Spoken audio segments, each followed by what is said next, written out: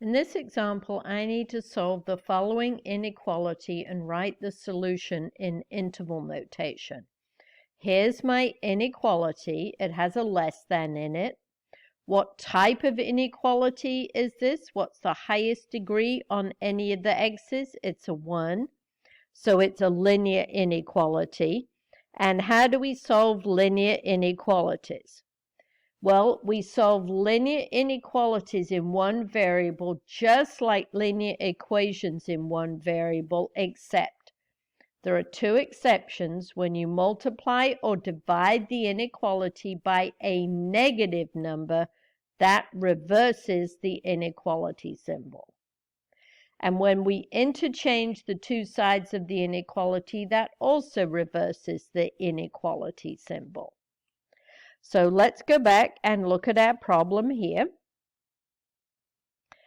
And I cannot simplify anything on the left. I have unlike terms, the same on the right.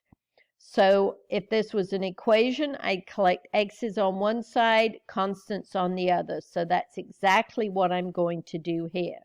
I'm going to collect my x's on the left-hand side. So that means I'm going to have to subtract 2x from both sides. And when we add and subtract numbers to an inequality, it doesn't affect the inequality symbol. So I get negative 4x minus 2x, which is negative 6x, minus 5 is less than 2x minus 2x is 0. So the only thing on the right-hand side is 13. Now I need to add 5 to both sides. Again, that will not change the inequality symbol. So I get negative 5 plus 5 adds up to 0. So on the left-hand side, I have negative 6x is less than 13 plus 5 is 18. Now I'm going to have to divide both sides by negative 6 to get x by itself. Now that is one of the exceptions I mentioned. So whenever you take an inequality and you divide both sides by a negative number, in this case negative 6, you reverse the inequality symbol. So less than becomes greater than. And then I'm going to have to divide the right-hand side also by negative 6.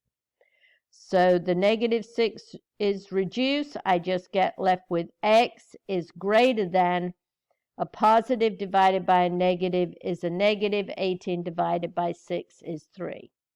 So the solution to this inequality is x is greater than negative 3. I also need to write the solution in interval notation. So to do that, I'm going to first of all draw the graph. That helps me with the interval notation. The only number I really need to put on there is negative 3.